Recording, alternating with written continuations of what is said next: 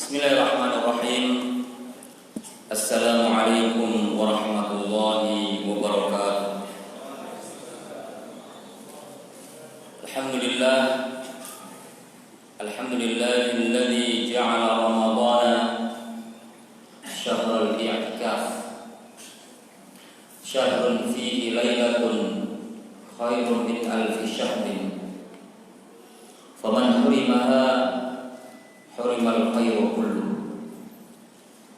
Allahumma salli wa sallim ala hadha an-nabiyil karim Muhammadin sallallahu alaihi wasallam wa ala alihi wa ashabihi wa man da'a bi da'watihi wa sara ala nahjihi ila yaumiddin, amma ba'd. Ayyuhal muslimun al-mu'takifun as-shaimun wa ya ayyatuhal muslimat al-mu'takifat as-shaimat hafizakumullah. Alhamdulillah, pada pagi hari ini Allah berikan karunia dan anugerah kepada kita saat kita dapat melaksanakan perintah Allah Subhanahu wa taala, terutama adalah ketika kita berkesempatan untuk menyempurnakan bilangan bulan Ramadan ini, untuk selanjutnya kita akhiri dengan bersama-sama bertakbir beberapa hari ke depan. Walitukmilul iddata walitukabbirullaha ala ma hadakum wa la'allakum tashkurun. Hendaknya kalian menyempurnakan bilangan Ramadan kalian, artinya melaksanakan ibadah puasa hingga akhir, tarawih hingga akhir, serta hendaknya kalian bertakbir atas apa yang Allah berikan hidayah kepada kalian agar kalian menjadi orang-orang yang bersyukur. Mudah-mudahan tertundanya kita untuk mudik. Pengen mudik semua Pak ya? Yang mau mudik mudah-mudahan lancar, aman, selamat. Yang tidak mudik mudah-mudahan tahun depan bisa mudik.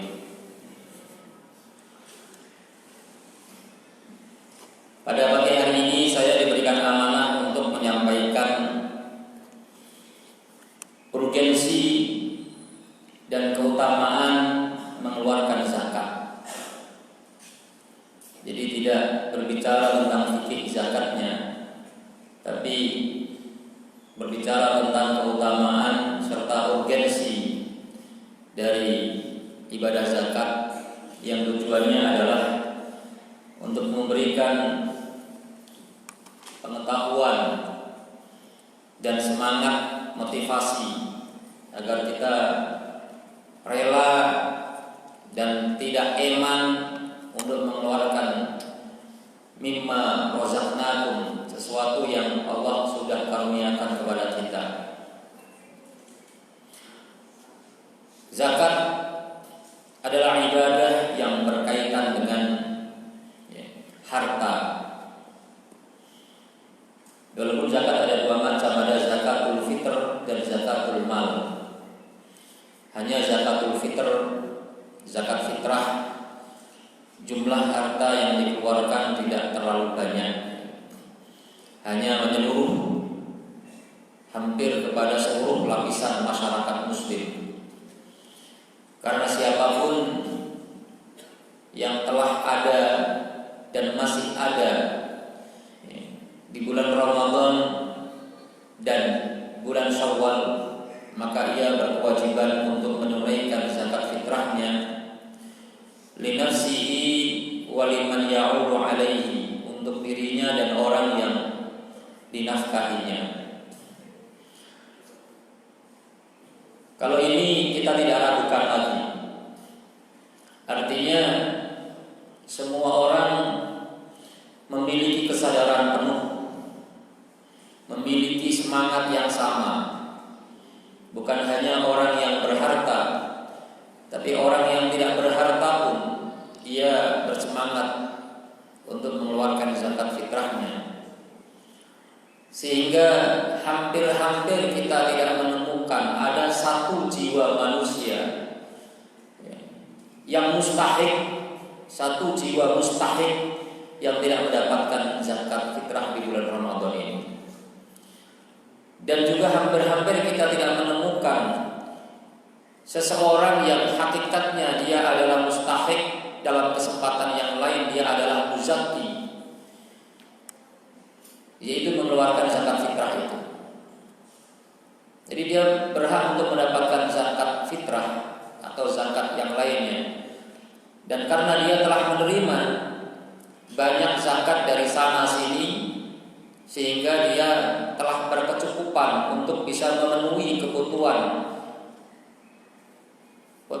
makannya di satu hari di Idul Fitri itu, dan untuk kebutuhan dirinya dan keluarganya, sehingga ia pun juga berkewajiban untuk menunaikan zakat fitrah.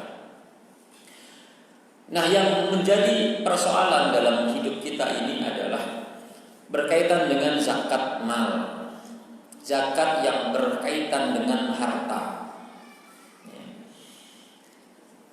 Karena ada sifat iman yang dimiliki oleh manusia.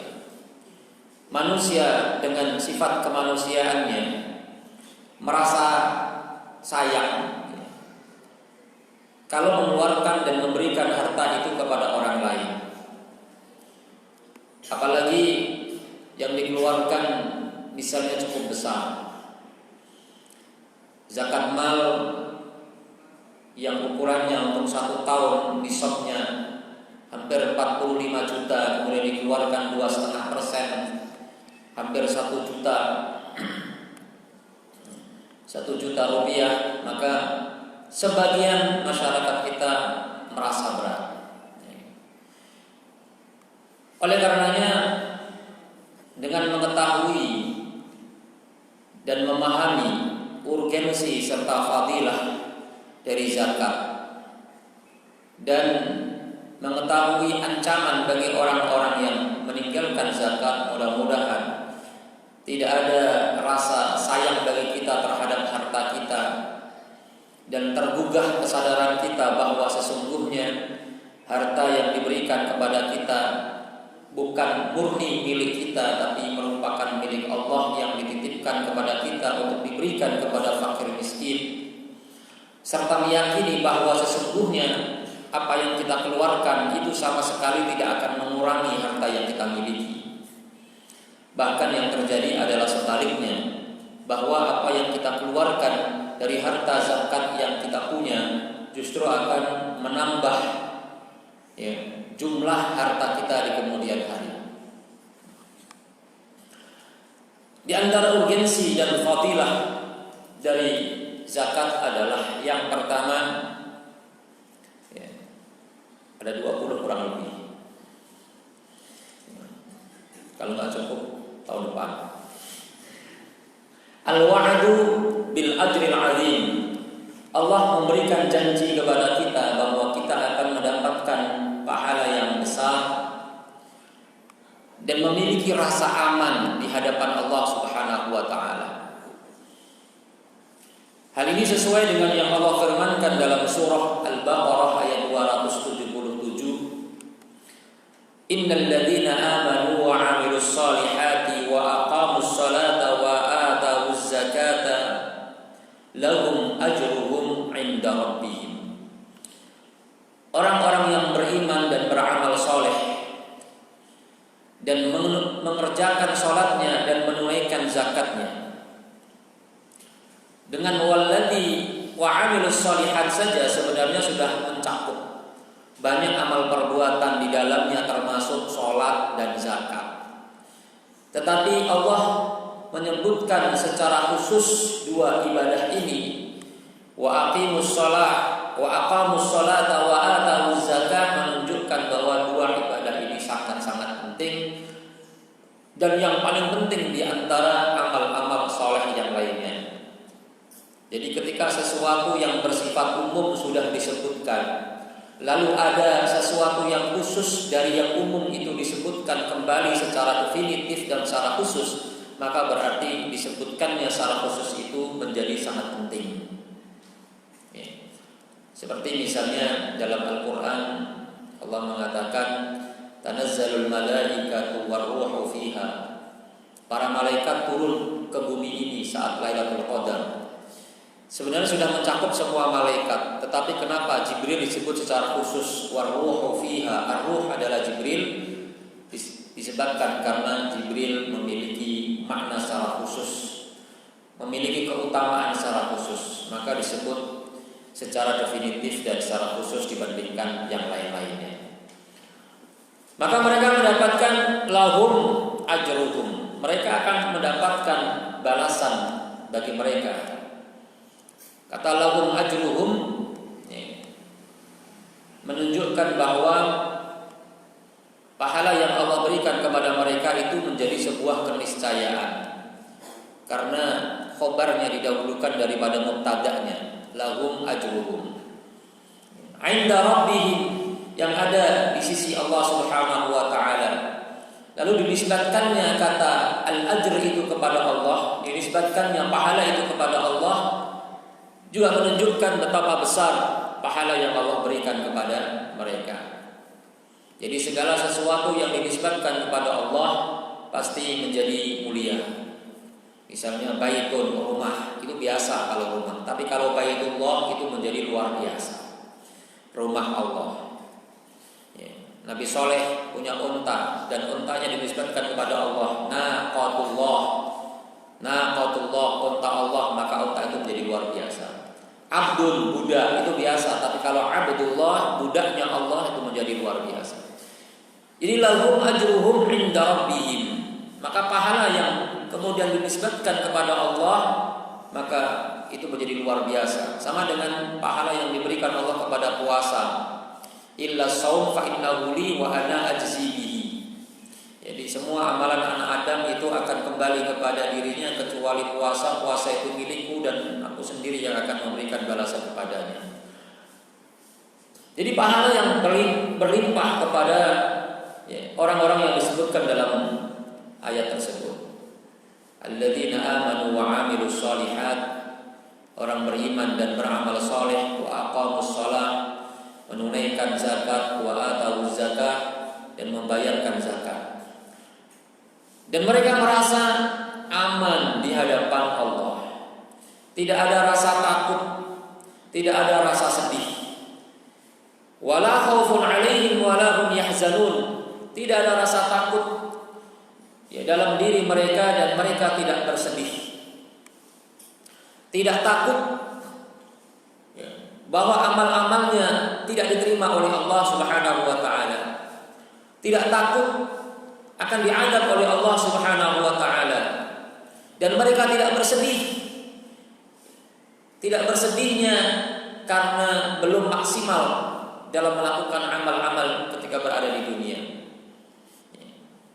Tidak bersedih karena banyak hal yang terlewatkan di dunia, karena sudah begitu besar yang Allah berikan kepadanya. Ini urgensi yang pertama atau fadilah yang pertama. Yang kedua adalah tentu zakat adalah satu dari rukun-rukun Islam yang ada. Bunyal Islamu ala khamsin, syahadati an la ilaha illallah wa anna Muhammadar Rasulullah, wa iqamis shalah wa ita'iz zakah.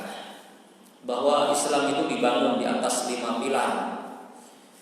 Syahadat, salat, zakat, puasa, dan haji, yang kemudian disebut dengan arkanul Islam. Tentu ketika Rasulullah menyebutkan Islam itu memiliki rukun, memiliki pilar, maka satu dari pilar bangunan Islam itu roboh, tidak kuat, maka akan merobohkan bangunan itu secara keseluruhan. Dan zakat adalah menjadi pilar ketiga dari rukun-rukun Islam tersebut. Yang ketiga adalah bahwa orang yang meninggalkan zakat, yang tidak mau membayarkan zakat, maka ia layak dan pantas untuk diperangi. Layak dan pantas untuk diperangi. Sesuatu yang menjadi sebab seseorang diperangi oleh kaum muslimin atau oleh pemerintahan Islam, maka tentu yang dilakukannya adalah sebuah kriminal yang besar, sebuah dosa yang besar. Kalau bukan besar, pasti tidak akan sampai diperangi. Hal ini menjadi sikap dari seorang sahabat yang memiliki sifat aslinya adalah lembut. Seorang sahabat yang perangainya sangat lembut, tetapi berhadapan dengan orang-orang yang menolak membayarkan zakat, beliau bersikap keras dan bersikap tegas. Dia adalah Abu Bakar As-Siddiq. Ketika terpilih menjadi Khalifatul Rasul, mengganti Rasulullah SAW, maka banyak kaum muslimin,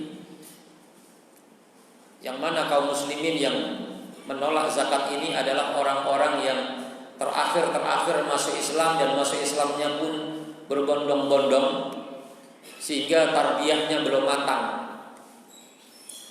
Maka ketika Rasulullah meninggal dunia, mereka mengatakan, nuqimu fara'idul Islam walakin la nuridu an naquma bi ada'iz zakah. Kami masih siap untuk menegakkan kewajiban-kewajiban Islam, akan tetapi kami tidak ingin menunaikan atau membayarkan zakat. Maka sikap sebagian kaum muslimin ini menyebabkan Khalifatul Rasul Abi Bakar As-Siddiq sangat marah, ghadiba ghadban syadidan. Marah sekali. Lalu beliau kemudian mengucapkan kata-kata yang sangat terkenal. Beliau mengatakan, wallahi law mana'uni iqala ba'irin kanu yu'tunahu li Rasulillah laqataltuhum alaihi. Demi Allah, kalau seandainya mereka tidak mengeluarkan satu ekor unta yang pernah mereka berikan di zaman Rasulullah, maka pasti aku akan memerangi mereka. Pasti aku akan memerangi mereka. Dan pendapat beliau ini begitu kuat, bahkan mengalahkan kuatnya argumentasi yang disampaikan oleh Sayyidina Umar radhiyallahu anhu, di mana pada saat itu Sayyidina Umar tidak setuju kalau kaum muslimin diperangi disebabkan karena tidak membayar zakat. Tapi Abu Bakar bersikukuh, dengan tegas dia katakan dia akan memerangi siapapun yang membedakan antara sholat dan zakat. Dalil Umar adalah umirtu an uqatilan nasa hatta yashhadu an la ilaha illallah wa anna Muhammadar Rasulullah. Umar berpendapat bahwa kenapa mereka belum layak untuk diperangi, berdasarkan sabda Rasulullah, aku diperintahkan untuk memerangi manusia hingga manusia itu bersyahadat bahwa tidak ada Tuhan selain Allah dan Muhammad adalah utusan Allah. Tetapi kemudian dibantah oleh Sayyidina Abu Bakar As-Siddiq dengan mengatakan lanjutan dari hadis itu adalah illa bihaqqil Islam, kecuali ada hak Islam yang tidak tertunaikan. Maka Abu Bakar kemudian melanjutkan kebijakannya untuk mengirimkan pasukan memerangi orang-orang yang menolak untuk membayar zakat tersebut. Ini bisa kita lihat bagaimana orang dalam generasi sahabat bisa melakukan sesuatu yang bertentangan dengan ajaran Islam pada saat itu, yaitu menunaikan zakat itu. Bahwa simbol-simbol orang yang menguasai pikiran mereka itu tidak bisa dihilangkan. Mereka meyakini bahwa adanya kewajiban zakat itu hanya ketika ada Rasulullah, dan ketika Rasulullah sudah tidak ada, mereka beranggapan bahwa zakat itu tidak lagi diwajibkan bagi mereka. Jadi sosok Rasulullah mempengaruhi pendapat dan pemikiran mereka. Tetapi itu kemudian dipatahkan oleh Khalifah Abu Bakar As-Siddiq.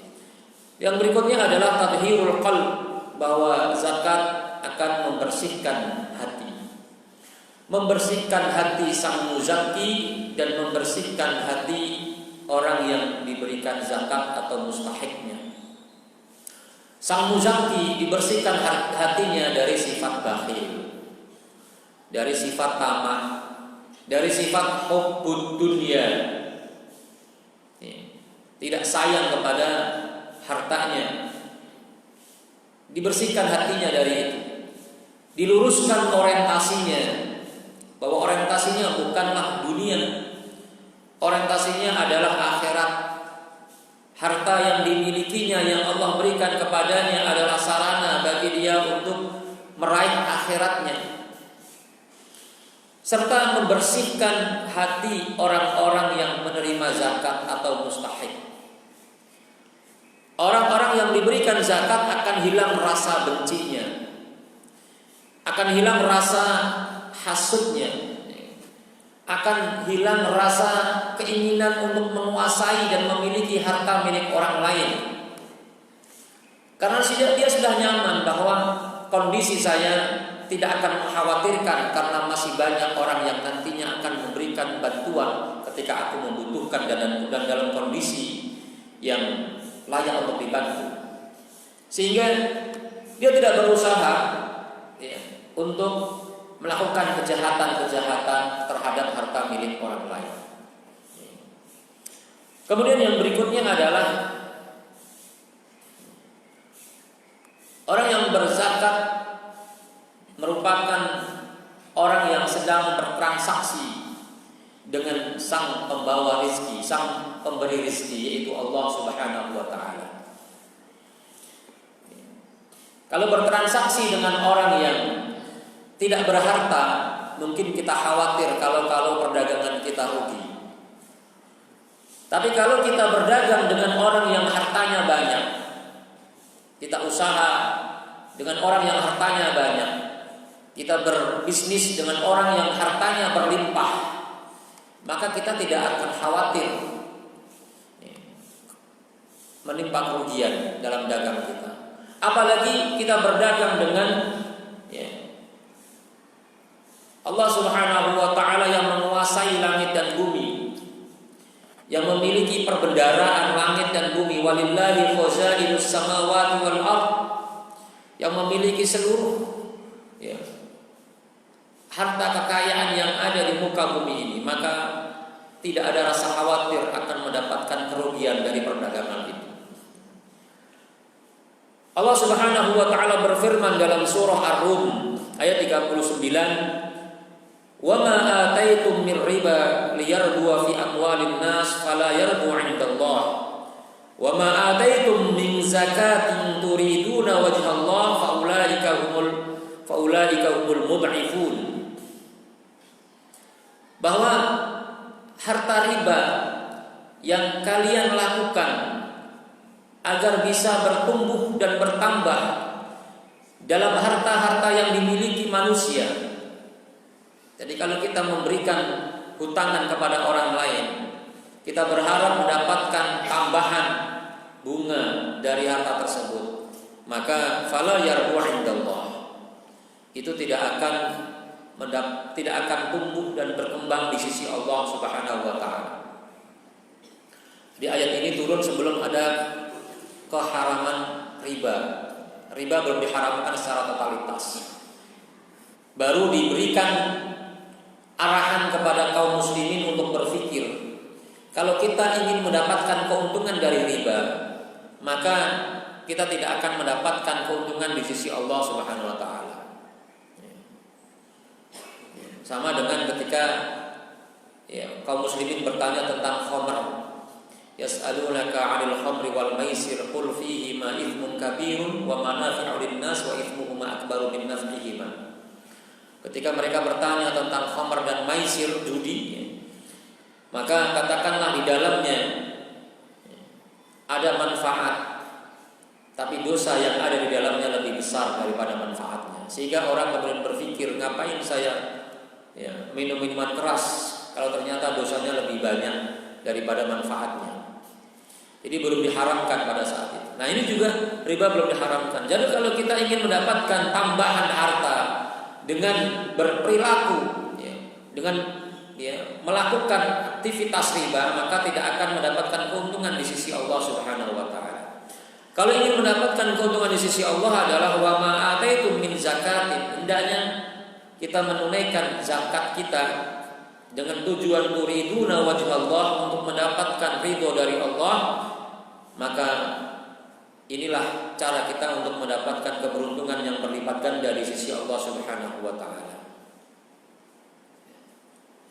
Atau dalam surah Al-Baqarah ayat 110, Allah berfirman, wa aqimus salata wa atuz zakata wa ma tuqaddimu li anfusikum min khairin tajiduhu 'indallahi innallaha bima ta'maluna basir. Tunaikanlah salat, bayarkanlah zakat. Kebaikan apapun yang kalian lakukan, maka pasti kalian akan mendapatkan balasannya di sisi Allah Subhanahu wa taala. Jadi tajiduhu 'indallah, kau akan mendapatkan balasan di sisi Allah Subhanahu wa taala. Ini adalah tijarah ilahiyah, perdagangan dengan Allah Subhanahu wa taala yang pasti akan mendapatkan keuntungan yang besar. Kemudian yang berikutnya adalah orang yang tidak mau membayarkan zakat, maka dia akan mendapatkan kerugian. Jadi bukan hanya tidak untung, tapi justru akan tertimpa kerugian. Ada orang dagang tidak untung tapi juga tidak rugi. Kalau ini orang yang tidak berzakat sudah tidak untung, malah rugi, dan ruginya rugi banyak. Jadi kesempatan kalau kita ingin meraih keuntungan harus dikeluarkan zakatnya. Sesuai dengan sabda Rasulullah sallallahu alaihi wasallam dalam hadis, ma talifa malun fi barrin wala bahrin illa bihabsiz zakah. Tidaklah harta itu rusak, hancur, baik di daratan ataupun di lautan, kecuali disebabkan karena habsu az-zakah, tertahannya zakat, tidak tertunaikannya zakat, menyebabkan hartanya hancur, hartanya rusak, baik di lautan maupun di daratan. Atau dalam hadis yang lainnya Rasulullah bersabda, ma mana'a qaumun az-zakata illa ibtalahumullahu bis-sinin. Tidaklah satu kaum menahan zakatnya, tidak menunaikan zakatnya, kecuali Allah Subhanahu wa taala akan memberikan bencana kepada mereka berupa dua hal yang tidak kita inginkan, yaitu al-qahtu wal maja'ah, yaitu kekeringan dan kelaparan. Jadi bisa jadi kalau ada sebuah negeri terjadi kemarau yang panjang, hujan tidak turun-turun, panas terik yang luar biasa, kelaparan ada di mana-mana. Jadi itu adalah disebabkan karena mana'a qaumun az-zakah. Kaum tersebut tidak mau menunaikan zakatnya, sehingga Allah tahan hujan dari langit. Kalau hujan sudah ditahan, maka pasti yang terjadi adalah kekeringan. Ketika kekeringan terjadi, maka tanaman, tumbuh-tumbuhan tidak akan tumbuh dengan baik, sehingga menyebabkan kelaparan di mana-mana. Kemudian yang berikutnya adalah urgensi dari zakat, bahwa zakat sering dibarengkan dengan sholat. Kita menemukan dalam Al-Quran, Allah tidak hanya memerintahkan kepada kita untuk sholat, tapi juga untuk zakat. Wa aqimus sholata wa atuz zakah, ya ayyuhalladzina amanu aqimus sholata wa atuz zakah. Dan juga seringkali disertakan selain sholat dan zakat juga kita diperintahkan untuk mengerjakan sholat secara berjamaah dalam satu ayat. Ada sholat, perintah untuk sholat, ada perintah untuk zakat, dan perintah untuk sholat berjamaah. Dan apa kaitan di antara ketiga hal itu? Ketika Allah mengatakan wa aqimus sholata wa atuz zakata warka'u ma'ar raki'in. Kerjakanlah sholat, tunaikanlah zakat, dan rukuklah kamu bersama-sama dengan orang yang rukuk. Warka'u ma'ar raki'in itu artinya adalah sholat berjamaah. Ini menunjukkan bahwa keberhasilan orang dalam melaksanakan sholat ditandai dengan kemampuan ia untuk menunaikan zakatnya. Kalau ada orang yang hanya perhatiannya kepada sholat saja tapi tidak mau menunaikan zakatnya, berarti sholatnya tidak berdampak apa-apa terhadap perilaku sosialnya.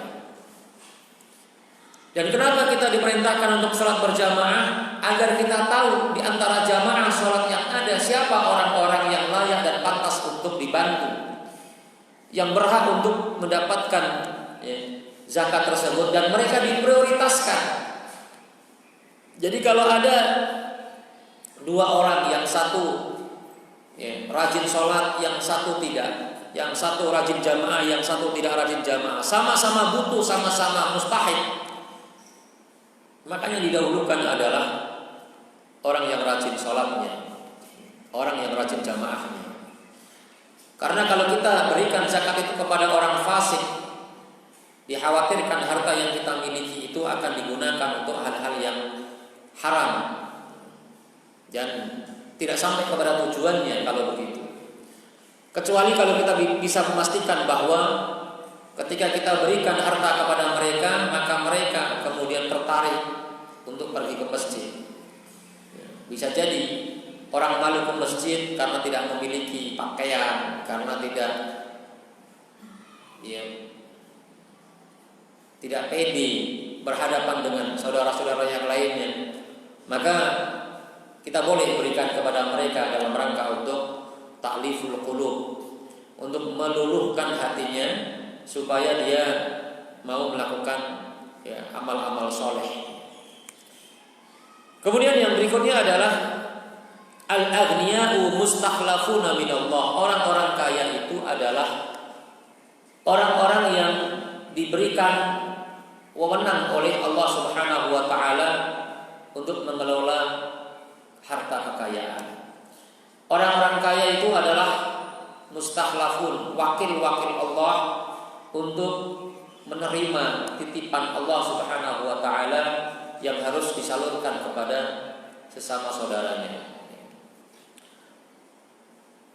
Nah, hal ini sesuai dengan firman Allah Subhanahu wa taala dalam surah Al-Hadid ayat yang ke-7, wa anfiqu mimma ja'alakum mustakhlafina fihi. Dan infakkanlah dari harta yang Allah jadikan kalian sebagai wakil dari Allah untuk mengelola harta tersebut.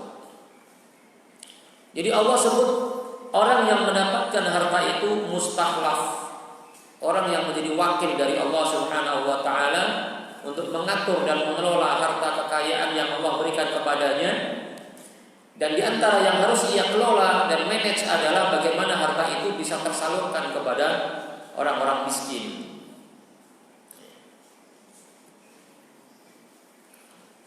Kemudian yang berikutnya adalah bahwa menunaikan zakat adalah tanda-tanda ketakwaan. Di antara tanda-tanda ketakwaan kita kepada Allah, dan itu menjadi orientasi kita saat kita berada di bulan Ramadan, yaitu menjadi orang yang bertakwa. Ketika kita berpuasa, kita diharapkan menjadi la'allakum tattaqun, kalian menjadi orang yang bertakwa. Ketika kita i'tikaf, kita diharapkan agar kita menjadi orang yang bertakwa. La masjidun ussisa 'ala taqwa min awwali yaumin ahaqqu an taquma fihi. Bahwa masjid itu dibangun atas dasar ketakwaan, untuk meningkatkan ketakwaan, dan kita i'tikaf dengan luzumul masjid selalu berada di dalam masjid, diharapkan keberadaan kita di dalam masjid itu juga meningkatkan ketakwaan kita. Ternyata setelah kita meraih ketakwaan itu, setelah kita mendapatkan predikat takwa itu, maka konsekuensinya adalah diantaranya kita harus mengeluarkan zakat kita, menginfakkan harta yang kita miliki. Allah Subhanahu wa taala berfirman, Innal muttaqina fi jannatin wa 'uyun akhidina ma atahum rabbuhum innahum kanu qabla dzalika muhsinin. Orang-orang yang bertakwa itu nanti akan berada di taman-taman dan di mata-mata air. Mereka mengambil apa yang Allah Subhanahu wa taala berikan kepada mereka. Wa fi amwalihim haqqun lis-sa'ili wal mahrum, dan di dalam harta-harta mereka itu ada hak yang harus ditunaikan kepada as-sa'il, orang yang meminta-minta. Jadi orang yang minta ini adalah orang yang memang terpaksa dengan memintanya. Kalau tidak meminta maka dia tidak bisa makan. Lis-sa'il wal mahrum, dan orang yang tidak memiliki harta tapi dia tidak minta-minta. Jadi ada orang yang karena tidak punya harta kemudian dia harus minta-minta untuk memenuhi kebutuhan primernya. Ada orang yang memang al-mahrum, tidak memiliki harta, terhalang dari rezeki, tapi dia tidak minta-minta. Dan keduanya adalah orang-orang yang kita prioritaskan untuk menerima zakat tersebut. Wa fi amwalihim haqqun lis-sa'il wal mahrum, itu sifat orang yang bertakwa. Demikian pula ketika Allah Subhanahu wa taala memberikan sifat kepada orang yang bertakwa, u'iddat lil muttaqin, surga itu diberikan kepada orang yang bertakwa, sifatnya adalah alladzina yunfiquna fis sarra'i wad dharra. Jadi sifat yang pertama yang harus dimiliki oleh orang yang bertakwa adalah orang-orang yang mau memberikan infaknya, baik dalam keadaan sirr atau dalam keadaan sarra, dalam keadaan nyaman, dalam keadaan ada uang, atau ad-dharra, sedang dalam keadaan sulit. Jadi orang yang bertakwa itu tidak hanya ketika punya uang saja berinfaknya, tapi ketika dia tidak memiliki uang, maka dia berusaha untuk menginfakkan apapun yang dia miliki, walaupun tidak berupa uang. Bisa jadi dengan yang lain-lainnya. Tapi semangat infaknya itu menjadi tradisi, menjadi tradisi bagi orang yang bertakwa. Jadi kembali bahwa sifat mendasar yang harus dimiliki oleh orang yang bertakwa adalah ketika ia memberikan infak dan membelanjakan harta itu untuk diberikan kepada orang-orang fakir miskin. Kemudian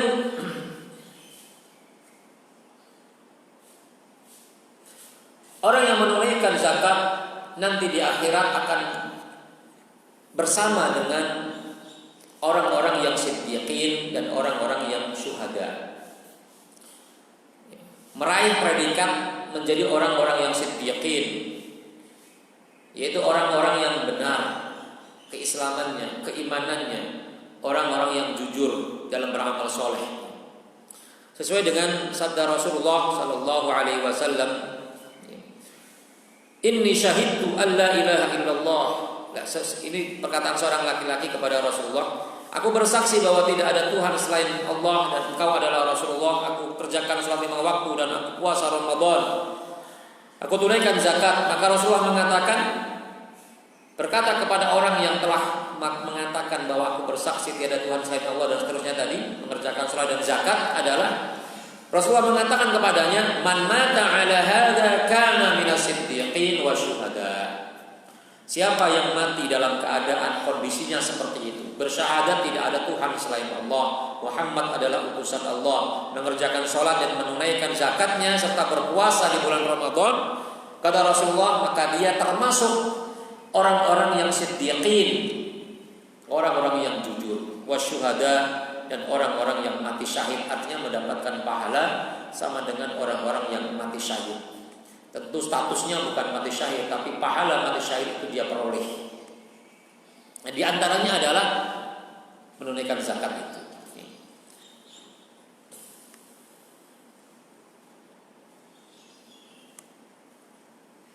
Kemudian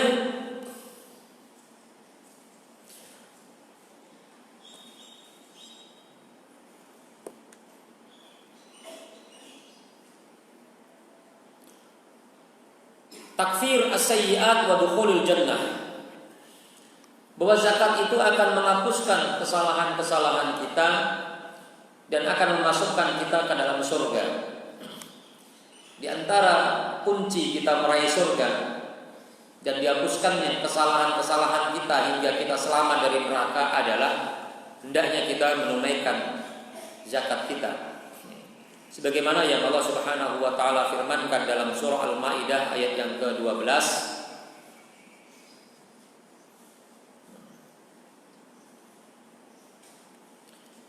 La in aqamtumus sholata wa ataitumuz zakata wa amantum bi rusuli wa 'azzartumuhum wa aqradtumullaha qardan hasanah la ukaffiranna 'ankum sayyi'atikum wa la udkhilannakum jannatin tajri min tahtiha al-anhar.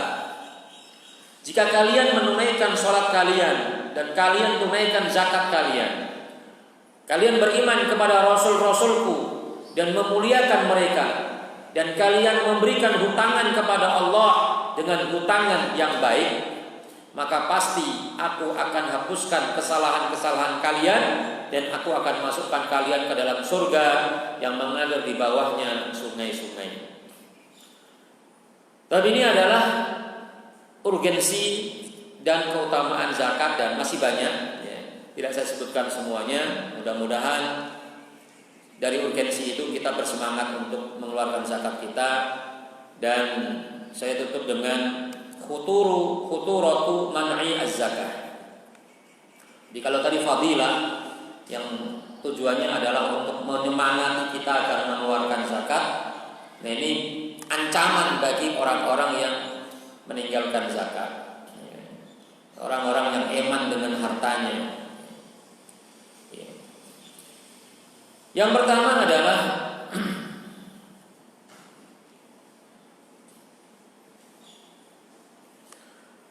mahkul mal wa dhahabuhu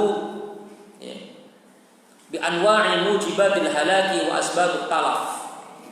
Bahwa ketika zakat itu tidak tertunaikan, tidak dikeluarkan, akan menyebabkan hilangnya keberkahan harta.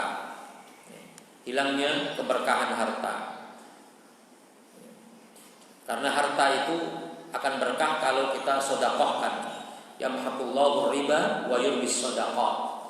Allah akan menghapuskan keberkahan riba dan akan menumbuh kembangkan sedekah, dan ketika orang tidak sedekah maka tidak berkah hartanya.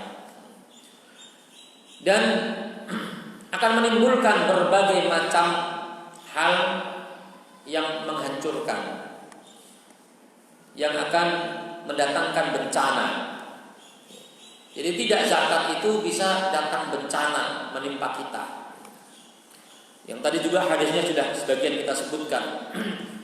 Di antara hadis yang menyebutkan tentang hal ini adalah hadis Rasulullah yang diriwayatkan oleh Umar radhiyallahu anhu, "Ma qalatiz zakatu malan qattu illa ahlakathu." Tidaklah harta zakat yang belum dikeluarkan itu bercampur dengan harta yang belum dikeluarkan atau harta yang lainnya. Jadi kalau kita punya harta belum dizakatkan, bercampur dengan harta kita yang lainnya yang memang menjadi hak milik kita. Misalnya uangnya 10 juta, yang harus dikeluarkan zakatnya adalah misalnya 500 ribu. Ini uang 500 ribu bercampur dengan harta yang kita miliki yang lainnya yang lebih banyak itu, illa ahlakathu, kecuali harta zakat yang belum tertunaikan itu akan menghancurkan harta kita yang lainnya. Kemudian ancaman yang lainnya adalah at-ta'arrudu li la'natillah. Kita akan berpotensi untuk dilaknat oleh Allah Subhanahu wa taala.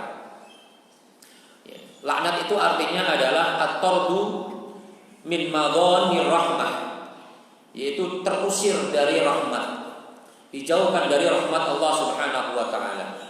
Rasulullah sallallahu alaihi wasallam bersabda, la'ana an-nabiyya la'ana akil riba wa mukilahu wa syahidaihi wa katibahu wal washimata wal mustawshimah wa mani'a as-sadaqah. Allah melaknat orang yang makan riba, orang yang memberikan makan orang lain dengan riba, orang yang menjadi saksi dari riba, orang yang menulis riba, dan orang yang mencukur alisnya dan minta untuk dicukur alisnya. Dan Rasulullah melaknat orang yang menahan zakatnya, yang tidak menunaikan zakatnya. Jadi dilaknat artinya dijauhkan dari rahmat Allah Subhanahu wa taala. Padahal rahmat Allah itu kita butuhkan untuk mendukung agar amal-amal yang kita lakukan mampu untuk mendorong diri kita masuk ke dalam surga. Karena kita tidak bisa masuk ke dalam surga hanya mengandalkan amal kita saja, tapi kita membutuhkan kekuatan berupa rahmah yang Allah berikan kepada kita hingga kita layak untuk masuk ke dalam surga. Ya, sebagaimana yang dikatakan oleh Rasulullah, lan yudkhila ahadan amaluhu al-jannah. Seseorang itu tidak bisa dimasukkan ke dalam surga oleh amalnya semata. Jadi tidak ada amal yang sebanding dengan anugerah Allah berupa surga. Illa an yatawammadani Allahu bi fadlihi wa rahmatihi, kecuali kita mendapatkan karunia fadl dari Allah dan rahmah dari Allah, barulah kemudian kita layak dan pantas mendapatkan hadiah surga dari Allah Subhanahu wa taala. Jadi orang yang dilaknat itu dijauhkan dari rahmat Allah Subhanahu wa taala. Yang lainnya adalah bahwa tidak menunaikan zakat itu adalah sifat orang musyrik. Ya. Padahal syirik adalah dosa yang tak terampuni. Ternyata di antara sifat mereka adalah enggan untuk menunaikan zakatnya. Mereka begitu cinta kepada harta kekayaannya, tidak sedikit pun ingin hartanya dikeluarkan tanpa mendapatkan keuntungan bagi mereka. Ya. Allah Subhanahu wa taala berfirman dalam surah Fussilat ayat 6 dan 7, wa wailul lil musyrikin, sungguh kecelakaan kepada orang-orang musyrik, alladzina la yu'tuna zakah wa hum bil akhirati hum kafirun, di mana orang-orang musyrik itu tidak menunaikan zakatnya dan mereka kufur terhadap akhiratnya. Kemudian al-bukhlu biz zakati min amaratin nifaq, bakhil terhadap zakat itu termasuk tanda-tanda orang munafik. Orang munafik disebutkan oleh Allah dalam surah At-Taubah ayat 54. Di antara sifatnya selain sholatnya malas adalah illa wala yunfiquna illa wa hum karihun. Mereka tidaklah membelanjakan harta mereka kecuali mereka benci. Jadi dia keluarkan hartanya itu karena terpaksa, ya, tidak enak dengan para sahabat yang lainnya. Jadi karena para sahabat yang lainnya berlomba-lomba untuk berinfak, dia malas-malasan untuk berinfak. Dan kalau dia keluarkan itu dalam keadaan terpaksa supaya tidak ketahuan kekufurannya. Itu adalah sifat orang munafik. Kemudian bahaya yang lainnya adalah orang yang tidak menunaikan zakat akan berpotensi untuk terhalang dari syafaat Rasulullah Sallallahu Alaihi Wasallam. Akan terhalang dari syafaat dari Rasulullah Sallallahu Alaihi Wasallam. Sebagaimana disebutkan dalam Bukhari dan Muslim dari Rasulullah bersabda, wala ulfiyanna ahadakum yaji'u yawmal qiyamati ala raqabatihi ba'irun lahu rugha. Aku tidak akan memberikan kasih sayangku kepada seseorang di antara kalian yang datang pada hari kiamat sementara di dalam tanggungannya ada kewajiban untuk menunaikan zakat unta. Dia punya unta tapi nggak dikeluarkan zakatnya, maka Rasulullah tidak akan memberikan kasih sayangnya kepadanya. Kemudian yang lainnya adalah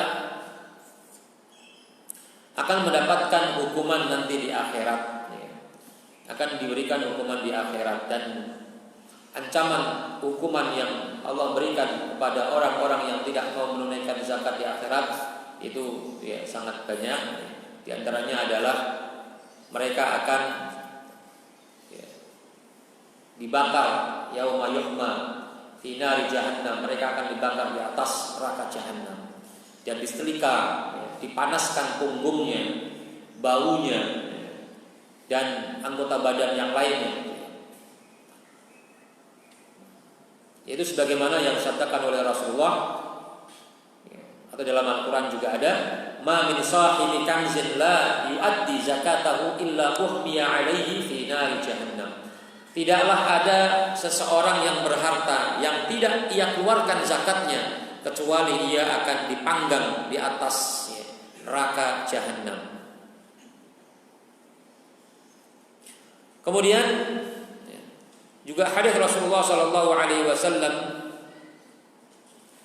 yang disebutkan dalam hadis Abu Dzar Al-Ghifari, Rasulullah bersabda, "Ma min sahibi ibilin wala baqarin wala ghanamin la yuaddi zakataha illa ja'at yaumal qiyamati a'damu ma kanat wa asmanuhu tantahuhu biquruniha wa tatawuhu bi adlafiha." Tidaklah seseorang yang memiliki unta atau sapi atau kambing lalu dia tidak menunaikan zakatnya kecuali ia akan datang pada hari kiamat. Ia akan datang pada hari kiamat dengan membawa binatang-binatang tadi, akan mendatangi orang itu pada hari kiamat dengan membawa tanduknya, dan ia akan menginjak-injak pemilik harta itu yang tidak menunaikan zakat itu dengan kaki-kakinya, dengan tulang-tulangnya, dan dengan tanduk-tanduknya. Tentu ini adalah cara Allah Subhanahu wa taala untuk membuat manusia takut kalau tidak menunaikan zakatnya. Tapi ini yang bisa saya sampaikan, mudah-mudahan telah mengetahui keutamaan zakat dan bahaya kalau tidak menunaikan zakat. Kita tidak lagi merasa eman terhadap harta yang kita miliki untuk kita keluarkan, karena itu sesungguhnya bukanlah hak milik kita, tapi itu adalah memang hak milik orang lain yang harus kita keluarkan agar harta kita bersih, harta kita suci, dan tidak akan merusak harta-harta kita yang lainnya. Wallahu a'lam bishawab. Aqulu qouli hadza astaghfirullah li wa lakum. Wassalamu alaikum warahmatullahi wabarakatuh.